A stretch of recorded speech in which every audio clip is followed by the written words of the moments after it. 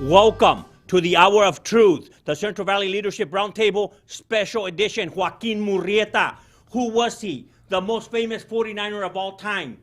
He's been overlooked by many historians, but today we have the authority on Joaquin Murrieta. Anybody out there that wants to write a movie and film a movie, you need to talk to author, historian Humberto Garza.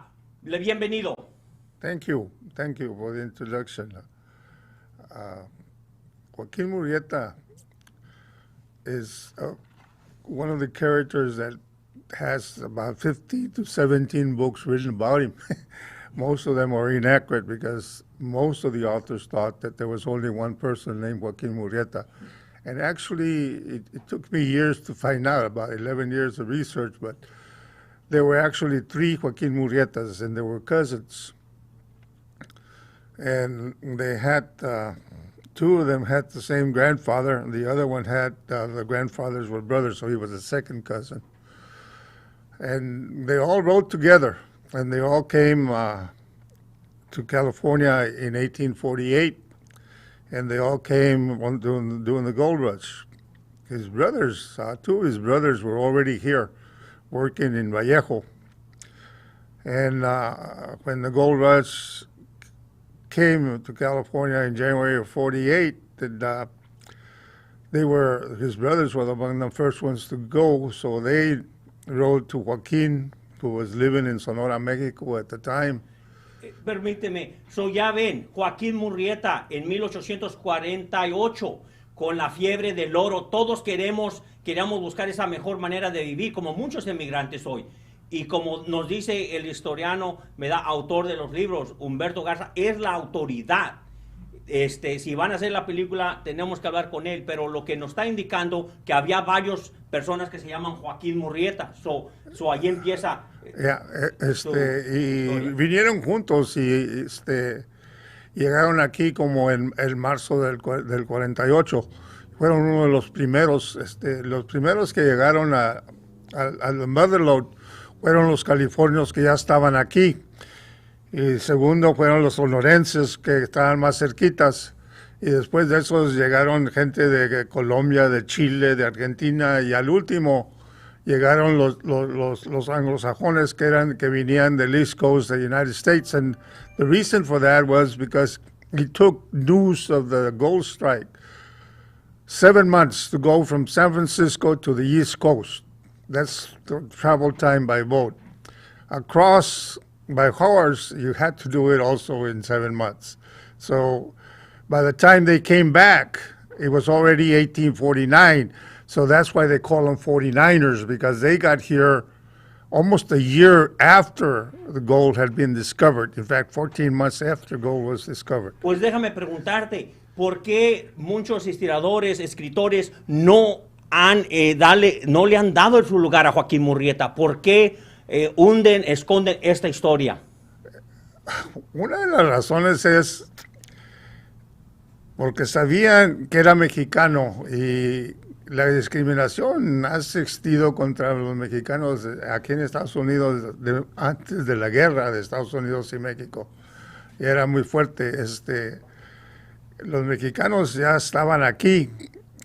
Por eso tenemos estados como Nuevo México, Nevada y California, y Texas, son Florida, son nombres españoles. Y ya estábamos aquí.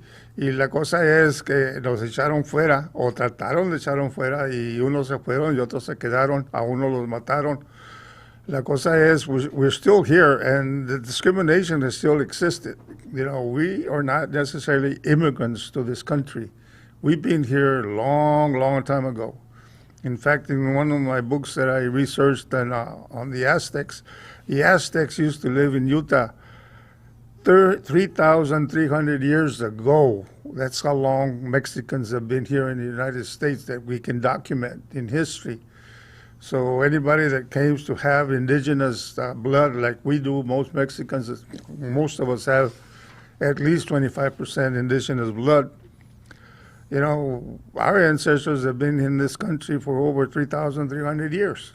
And yet they look at us like we just jumped the fence last week. Like. Well, there's a historian that wrote a book that Joaquin Murrieta never existed. I'm sure you know Mr. Bruce Thornton, I believe, if I'm not mistaken. And he asserts that it's just our imagination that we created this folk hero. Era una leyenda, like you said, demystifying the Joaquin Murrieta legend. 14 years of investigation, 14 años de investigación. Dinos por qué la gente, unos escritores dicen que no existió, but yet he's the most famous, talked about 49ers of all time. Well, the reason he came to that conclusion was basically that he was doing the analysis of the newspapers of the time. And the papers had him robbing people in Sacramento and in Stockton and then in Los Angeles in the same day. He says he couldn't have existed. How can somebody by horse travel from Stockton to Los Angeles to Sacramento on the same day? You can't do that. Even within a day, you can't do that. So he must have been made up, and that's how he came up with the idea. But he didn't know that there were three of them, and that's one of the mistakes. In my early research, there was a thesis that was also written by an Anglo historian, and he came up with the same premise, the same hypothesis that Joaquin didn't exist because he couldn't have done all these things at the same time, being in that many places at the same time, and Thornton had suffered from the same delusion. Sí, había muchos que se llamaban Joaquín, ¿verdad? Muchos Joaquín Carrillo, Joaquín Murrieta, Joaquín Valenzuela. Y claro, pues ese escritor, el señor Bruce, dijo, pues, ¿cómo va a estar robando en San Francisco y acá en Mariposa, Calaveras County? ¿Y cómo va a estar acá en Los Ángeles? Well, the most popular names for males in the Spanish language is Jesus, whose name is after Jesus. Jose, who was his father, and Joaquin, who happened to be his maternal grandparent, last name, first name. So his maternal grandparents were Ana and Joaquin, and that's why it's such a popular, Spanish name. And it basically all of us are good Catholics, and like good Catholics, we name our kids after Catholic saints when we can. Yes.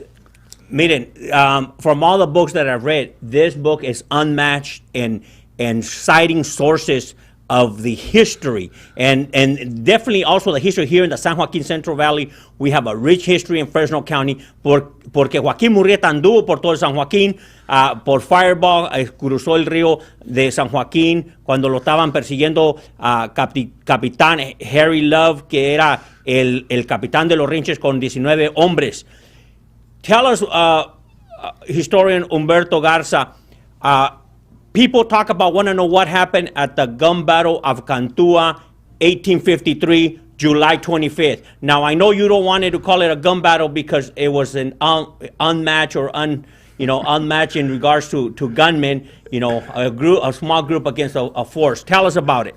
Well, it actually, the way it happened is far from a battle. In fact, the report from the California Rangers at the very end, when they reported to the state what had happened in Cantua Creek, they said they turned in 5 pistols and says that's what we found, 5 pistols. And how can you have a battle? The Rangers, there were 20 Rangers and about 60 volunteers that were after riding with Captain Love at the time. How can you have a battle against 80 people against 5 pistols? How can you have a battle that way? You can't. Okay, the other controversy. I don't know about anybody more controversial than Joaquin Murrieta that evokes a lot of emotion. Este personaje es controversial. Ese día, 1853, julio 25, fue decapitado Joaquín Valenzuela, a lo que yo he leído. Y también el brazo derecho de Joaquín Murrieta, Manuel Duarte, Three Finger Jack. ¿Por qué el capitán Harry Love dijo, este es Joaquín Murrieta? Yo sabía y tenía alguien que lo podía identificar ese día. Well, the motive for even making up Three-Finger Jack. He's actually fictional. There was a person, but that wasn't his name or his nickname either. There was a $1,000 reward that was offered by the state of California for the head of Joaquin Murrieta. When he first offered the reward, $1,000 to us today doesn't sound like much money. But if you had to convert it to cash, $1,000 from 1852 to today, that would be somewhere between $250,000 to $300,000. That's a lot of money. So there were a lot of people motivated to find Joaquin Murrieta. And the state offered, they offered 5, they knew there were at least 5 people named Joaquin that they wanted decapitated, and they had $1,000 reward on each. Well, when they had the battle at Cantua, they didn't find any Joaquins there.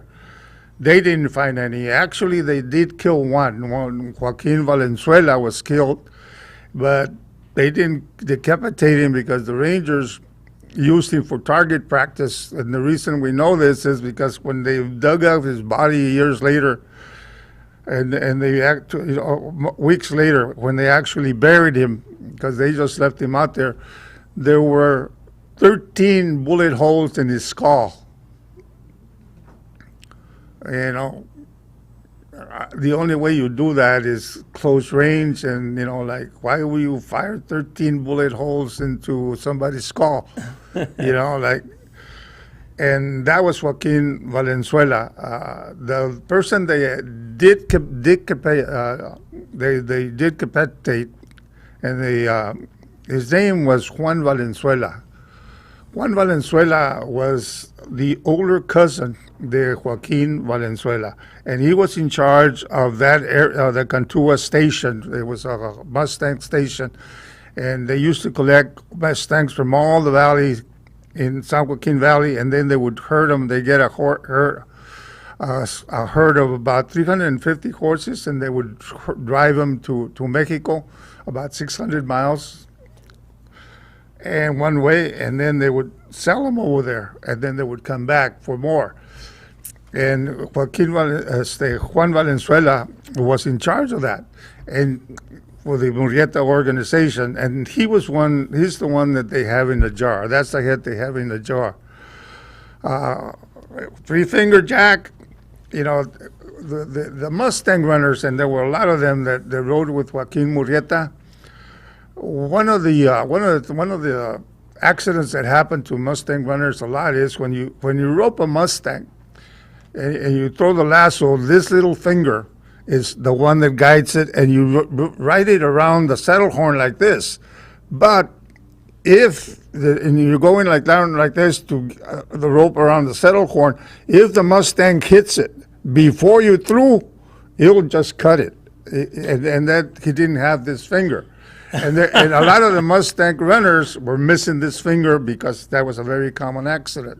Pues ya lo ven, cómo salió el personaje de el famoso Tres Dedos, Jesús Duarte, Manuel Duarte, donde usaban el lazo, y cuando atrapaban a esos musteños silvestres, si les ganaba o patear el musteño, yeah, les cortaba el dedo. Entonces de ahí surge el famoso o la leyenda del Tres Dedos que acompañaba a Joaquin Murrieta. His name was actually Manuel Duarte, and Manuel Duarte had this accident, and he was a Mustang runner, and the thing that they cut off his head, and they said all Mexicans look alike. They cut off his head, and they said, we'll turn it into the state. The state doesn't know, and they call him Three-Finger Jack, because they cut off the hand, his hand and his head, and they thought the state would pay on it.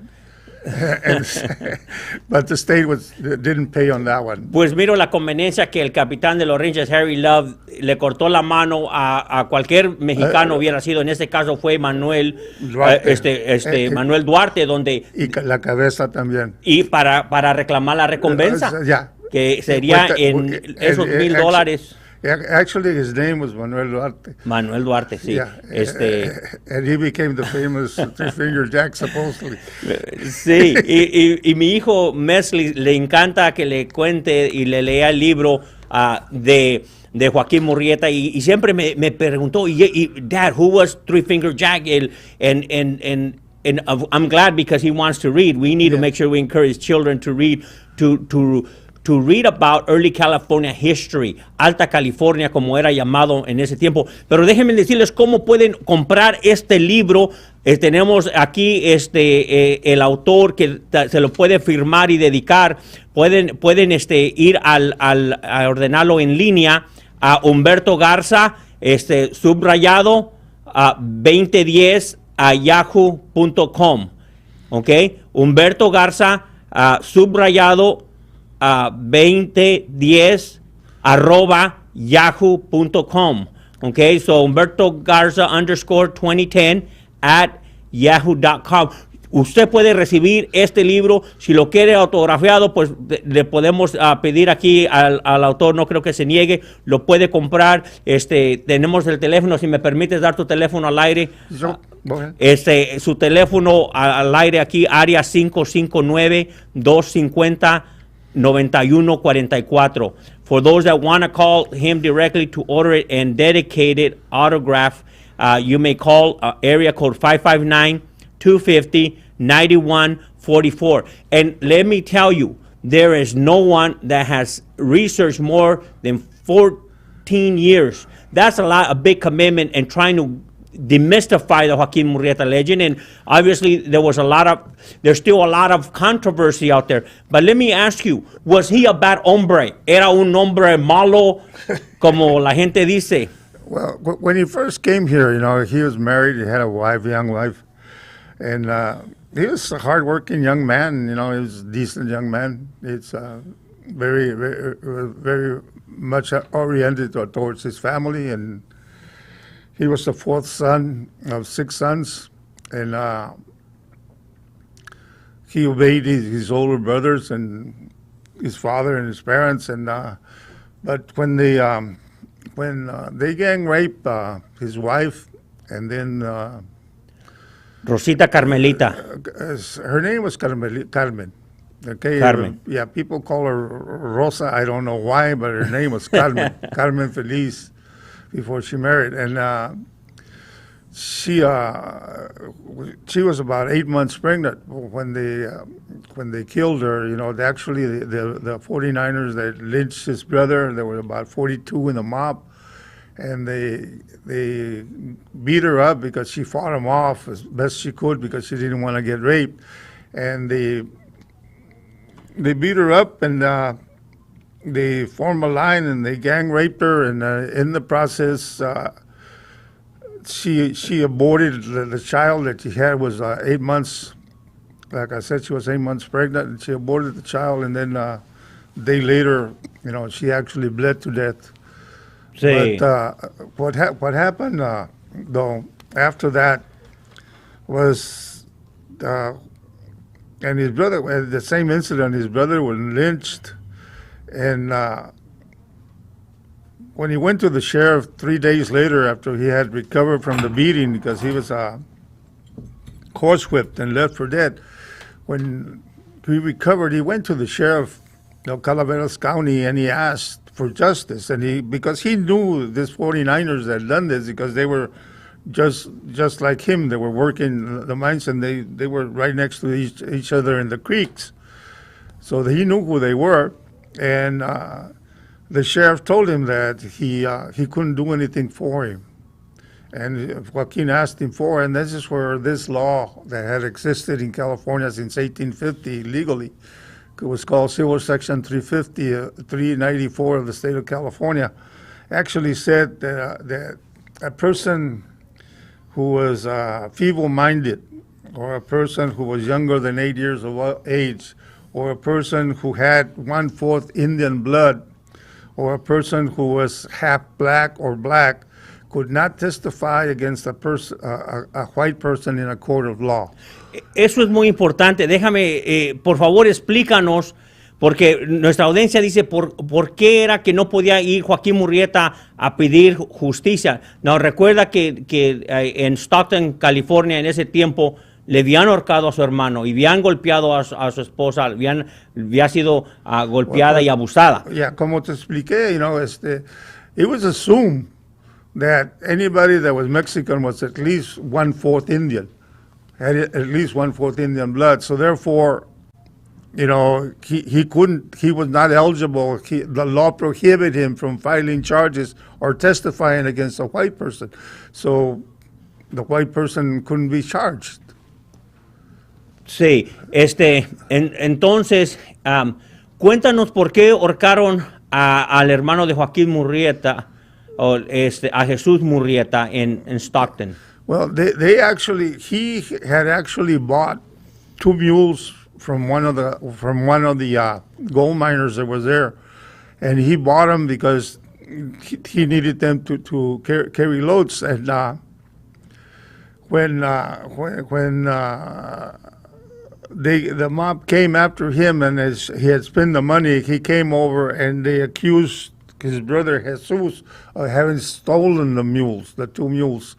And he had actually bought them, and he told him, I bought them from you. You already drank the money, but I bought them from you.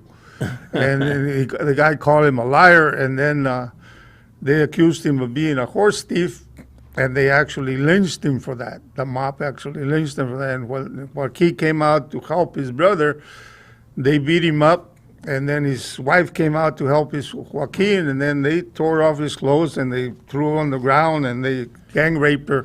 And they even formed a line, and some of them came back and did it twice.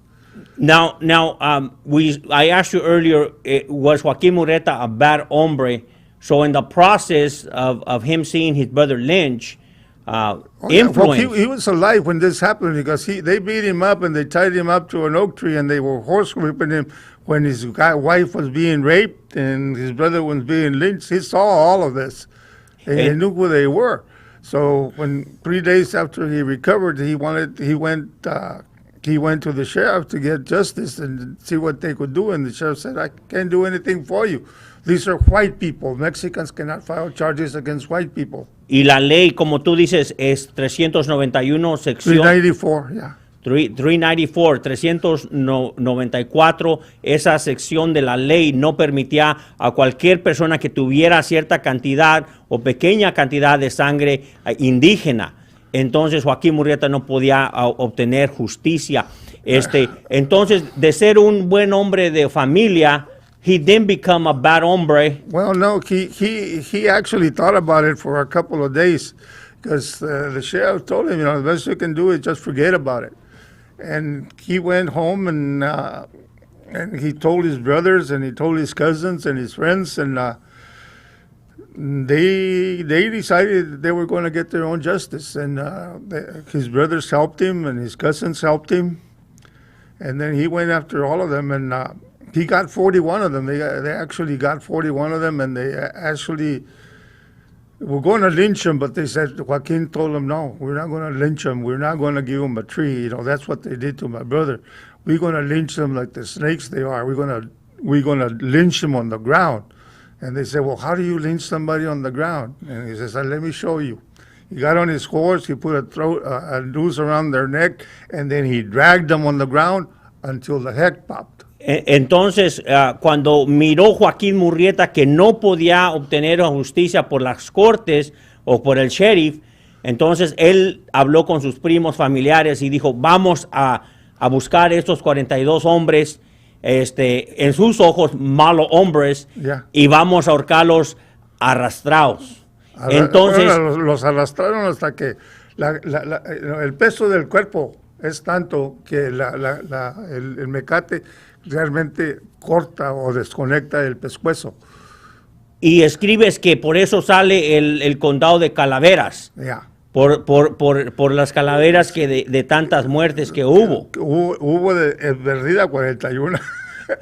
41 de los 42. Ya, y el 42, ya después que se fue para México, después del 53 se fue para México, y cuando estaba allá, fue 3 veces, fue para Tennessee y a buscar el chavo ese que le faltaba. Y cuando le pregunté al que estaba ahí en Sonora, le pregunté al descendiente de Joaquín, le dije, bueno, y ya nunca fue. Dice, no, ya después de la tercera vez ya no fue, dice, yo creo que lo mató. Pues ya vamos a ver, pero miren, los conocimientos de caballería, gente de a caballo, mis respetos, que los que saben de jinetes, les voy a confesar, yo me subí a un caballo últimamente en el verano para la famosa cabalgata marcha de Joaquín Murrieta por Justicia y tuve una experiencia donde me caí del caballo, pero ¿saben qué? Los jinetes me dijeron, mira Eliseo, la lección más difícil es saber caerse y levantarse, entonces vas a un buen camino para ser jinete. ¿Cómo la ves? Así es. Sí, Así es. Entonces, porque Joaquín Murrieta era un buen hombre de familia, se transformó en el proceso, porque recuerden que en esa época de la fiebre del oro, no podías ir al banco y depositar el oro que has encontrado. Entonces, él tomó venganza o justicia por sus propias manos. Tienes ese libro, tu primer libro, Joaquín Murrieta, A Quest for Justice. ¿Cuánto tiempo duraste en escribir ese libro y luego qué te motivó a escribir tu segundo libro, verdad, de Demystifying the Joaquín Murrieta Legend, demistificando la leyenda de Joaquín Murrieta? El primer libro fue muy dificultoso porque leí todo lo que existía, artículos, newspaper articles, and every book that's been written on him. And there were too many conflicting stories, just too many. And it took a long time to actually break down the puzzle y todo. Frank Letta was one of the Bitterwood books, and he had come up with the idea that he started off writing this book with maybe one Joaquin Murrieta in place, and then he actually suspected that there might be a second Joaquin Murrieta, and he wasn't sure though. And before he finished his book, though, Frank Letta died, and it was his daughter that actually had to finish it off and put the final points together. And he used the information Letta had, but it was not necessarily in the order it should have been. And that took a while to sort out also. But after I finished the first book, after the 11 years, and I put it out, family members from Bakersfield, from Fresno, from Los Angeles, and then from Sonora, actually, and they invited me to their homes, and they invited me to the state of Sonora, Mexico, and I went, and I sat down with them, and they gave me so much information that I had to write a second book. And it was in the process of writing the second book and talking with the relatives that I discovered that there were actually not two, as Letta suspected, but there were three Joaquin Murrietas. And we found that third family also. Actually, the family, some of the descendants that helped me actually lived right there in Fireball.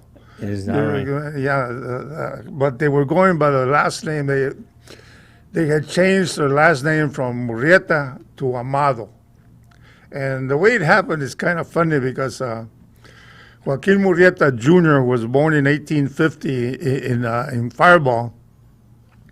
Actually, grew up in Mexico, and then he grew up in Mexico, but he came back to here with his mom. And they lived in Hanford for a long while. And they also committed a couple of crimes, and they were wanted by the state. So Joaquin Murrieta Jr. actually left the country and went to visit his dad, who at that time was living in Brazil. And his dad told him, if you guys are wanting for murder, because Brazil might not be far enough.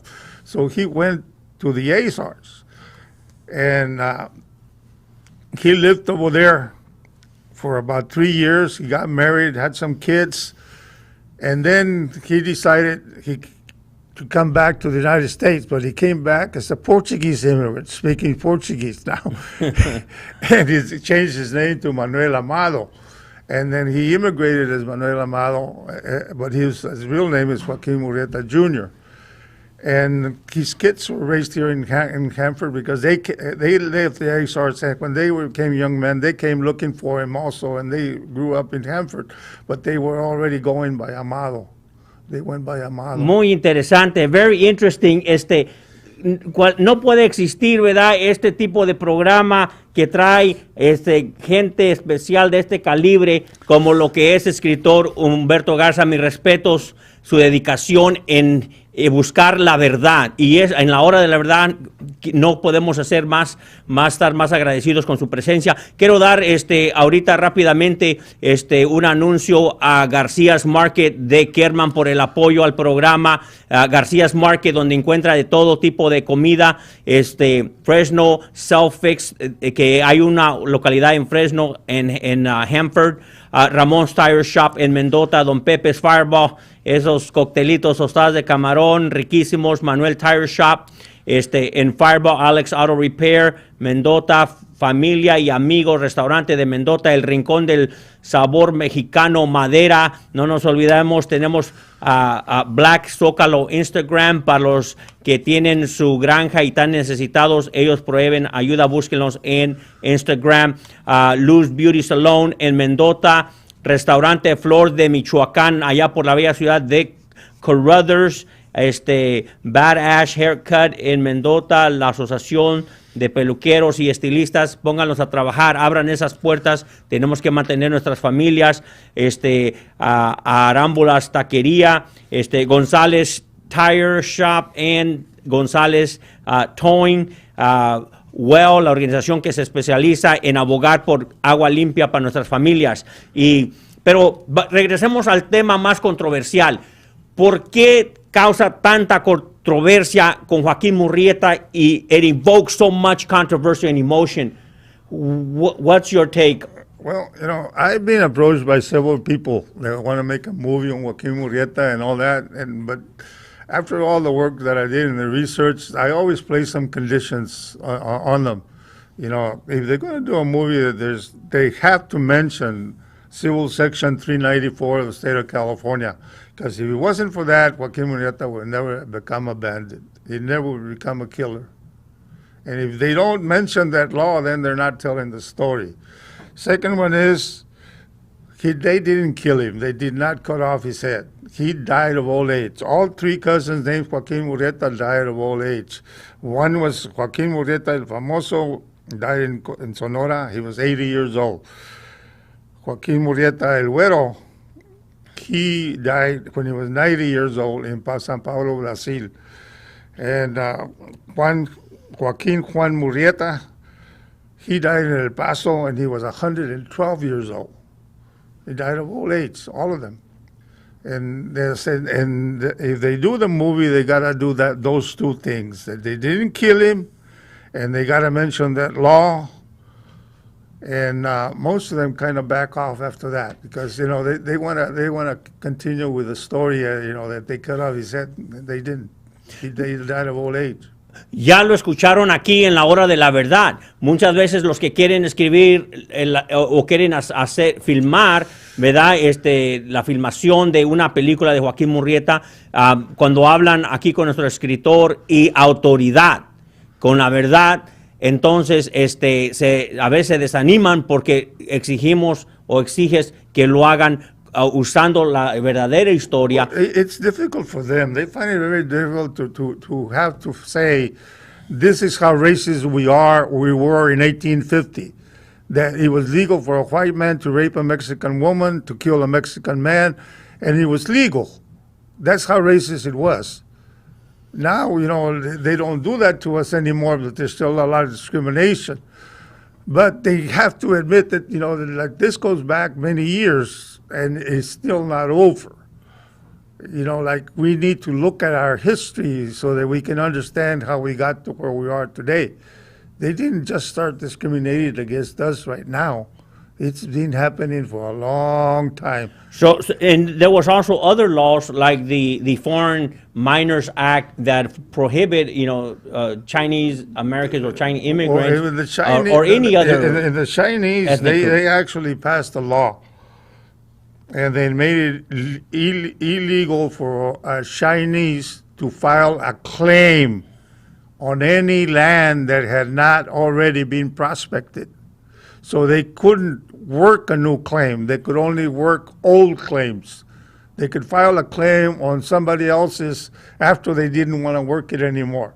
And I suspect that very strongly the why Chinese went into the providing services like laundries and cooking and all of these other things because they didn't let them work. They didn't let them prospect for gold like everybody else.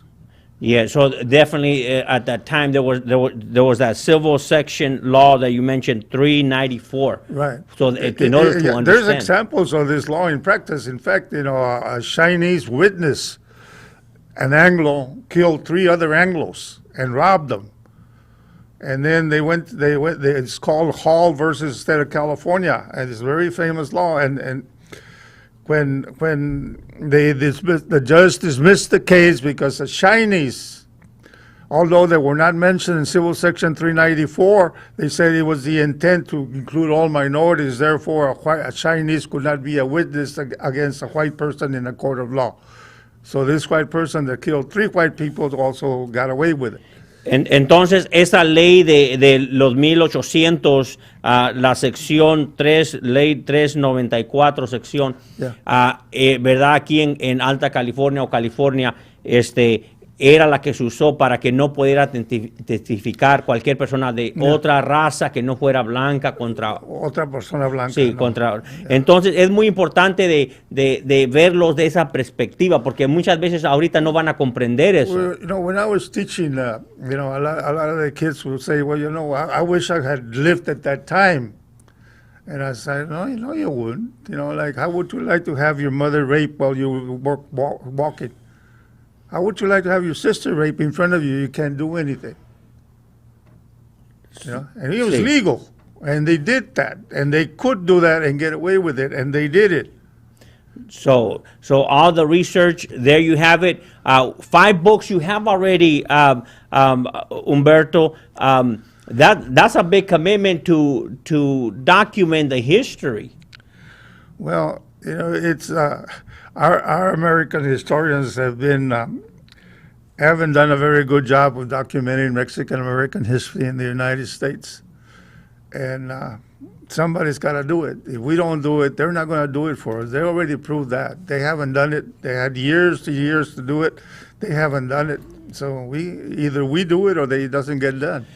Sabemos que en tu libro, Demistificando la leyenda, de Joaquín Murrieta, hay muchos jinetes comprometidos para que no se olviden de quién era este famoso minero, el más famoso Joaquín Murrieta, Sigurdur Kristoffersen. Cuéntanos, le dedicaste totalmente un capítulo a esa famosa cabalgata que va más de 40 años y sigue esa tradición. Well, era importante because, la intención de Chris Kristoffersen was good intentions, like he didn't have the right information, but his intentions were good. His intentions were very honorable, and that was one of the least things that I could do. It's give some credit to some people trying to do some good.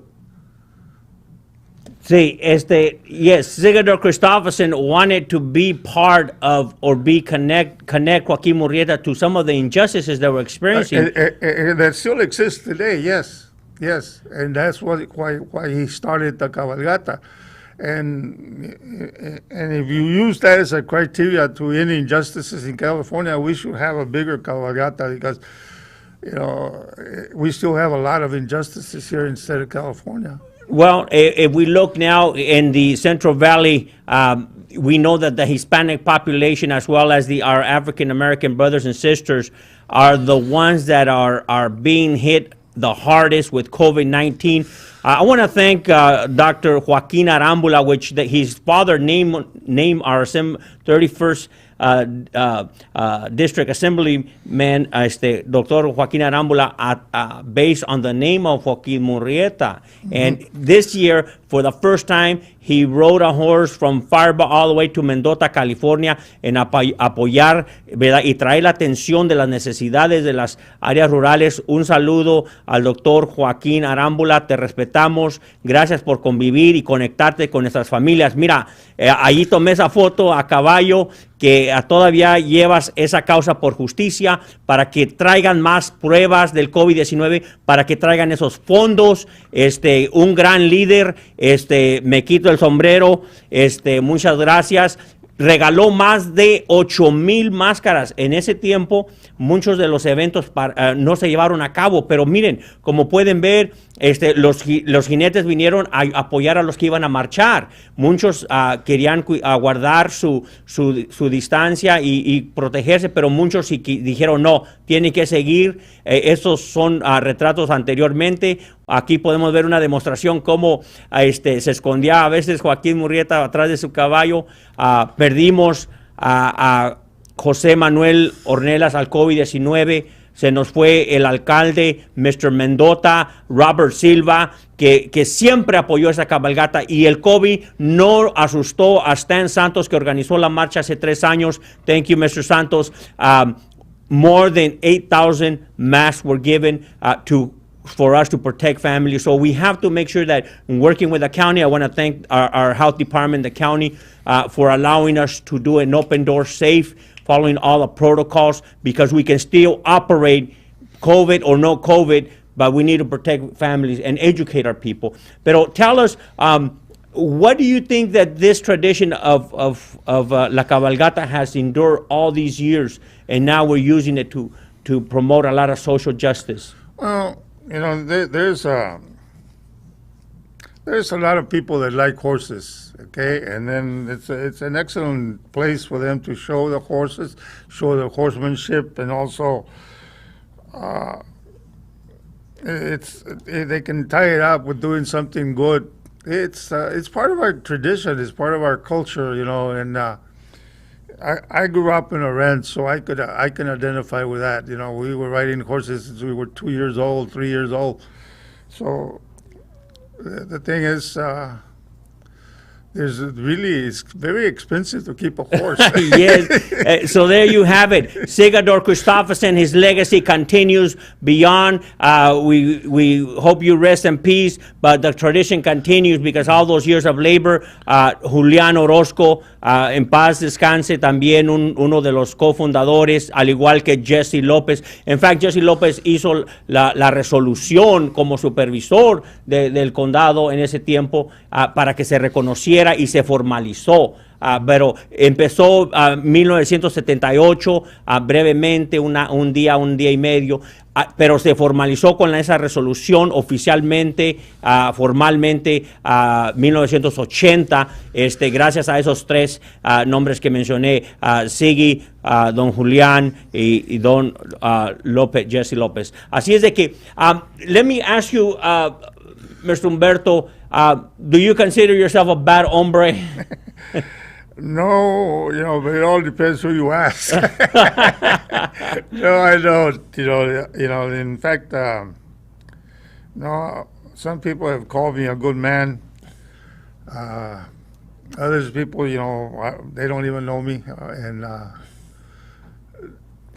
it would never been important enough, I guess, to be labeled one way or another. Yes, and sometimes I do ask the question because, again, Hispanics have been categorized as criminals or bad hombres, rapists, and so forth. And it's important for them to see that we have Hispanic writers, mayors, lawyers, educators, and a lot of times we have to change that image that yes, there are professionals, we can succeed given the right opportunities as well. Of course. The education is a fantastic avenue to overcome discrimination and to overcome poverty. Probably the worst form of racism there is, or the worst form of evil there is, it's poverty. Poverty, causes a lot of problems, not only for the poor people, but also for the people that have to live nearby them, because nobody in the right mind is going to let their kids die or starve.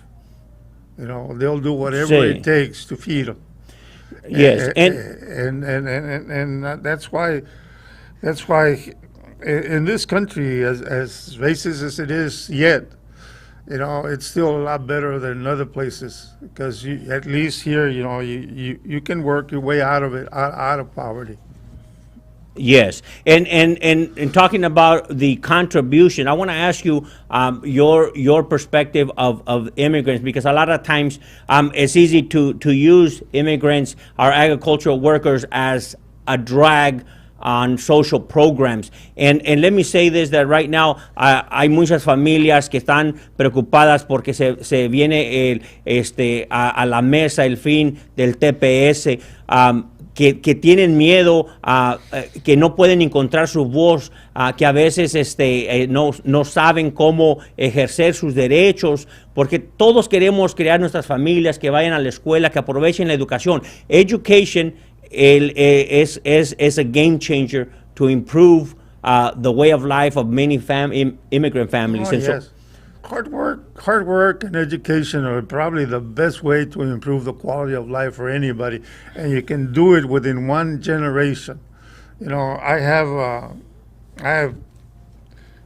relatives that we were dirt poor. We were migrant farm workers, and we are not out of it yet, but at least some of us became professionals, and we did better than most. But we worked hard, and we studied hard, and in some cases, I don't think a lot of the people, especially the white people, liked us, but they don't have to like you. You don't need them to like you. You just have to work harder. That's all. Yes, and obviously follow the law. I want to take time to say that there's a business in San Joaquin. Se vende un negocio en San Joaquin, Farm Feed Store Supply. Puede hablar con Arturo Peña a la área 559-633-3665.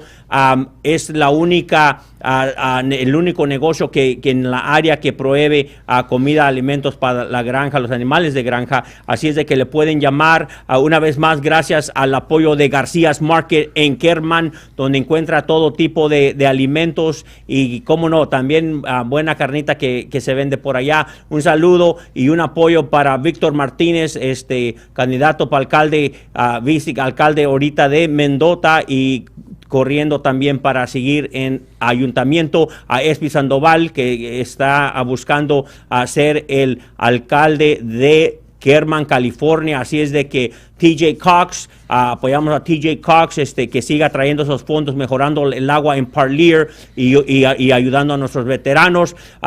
Tú también eres oficial electo. Quiero que nos cuentes tu experiencia como oficial electo de Sanger.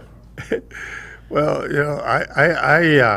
I ran for the wrong reason, but we had a mayor that was a crook, and he needed to be removed, and I had done the research on him, and the only way to do it was to be inside, and that's why I ran for office. And once I ran for office, I found out that there were a lot of other things that needed to change. So once you start scratching, there's always more work to be done, and it's been an honor to be in the city council, and I've been there now 6 years, going on 7, and